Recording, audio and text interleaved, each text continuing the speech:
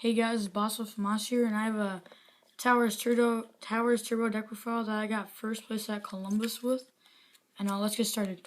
One Towers. You only really need one. Once you drop one, you pretty much win. And even if they get over it, you can just play Stealth Turbo, pretty much. And you don't ever want to draw two, so I cut down to one. Two Scout, best card in the deck. 3 Monolith, second best card in the deck. This card lets you just draw 3 at the end phase, and really, if you don't have this set up when you drop towers and they have an out, you normally lose. Because they're normally like MST Scout, or find a way to get rid of it. 3 Carrier. Let's say this card is out of Helix and Carrier. Carrier was MVP, because every single time it just bounced back the construct, and against Burning Abyss guy, he was going to try to burn me to death because I was only at like 2,000 life points, and I just dropped this and by dropping towers and just bounced Dante back and then did macro Cosmos. 3 Helix, 3 Stealth, 3 Shells. Some people cut this down to 2. I find that you need all 3 just because it's another 9 and it's better than Supplepod. 2 Supplepod because you need more 9s, and because this card's actually not bad against like some rogue. And 1 Disc. You run equal amount of 1s and 9s, and I found that Disc was the worst 1 and Supplepod was the worst 9. That's why you run the least amount of those. Onto the spells. 1 Sacrifice.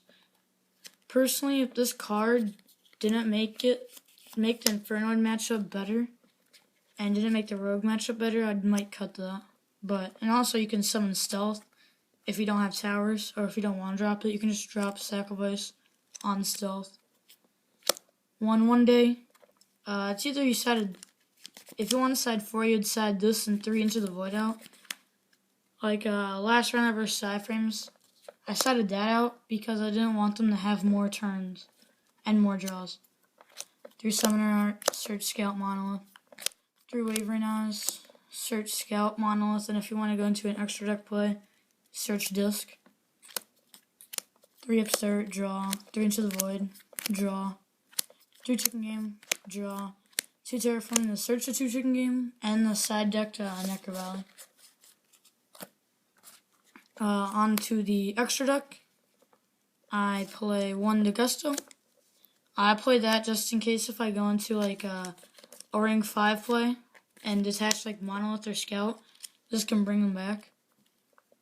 1 Diamond Dyer, and also if they warning me, I can make that and put them back.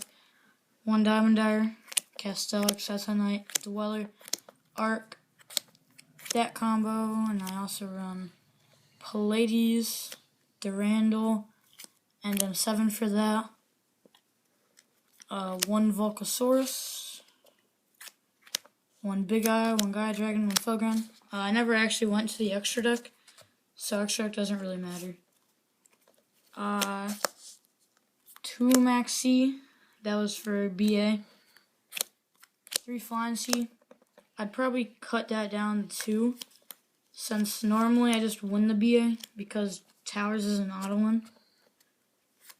2 Ghost Ogre for the mirror match and for Necros. It sounds pretty weird since you said it against Necros, but it's mainly for their Valk. If they keep it on field against you to try to live. Their Trish, so that way you have no cards in hand. And also it's good against their Crab King. 1 Lancia. I'd probably cut a Flying Sea for the second Lancia, because Infernoid's an auto win against you. 1 Vanity's Fiend, Infernoid.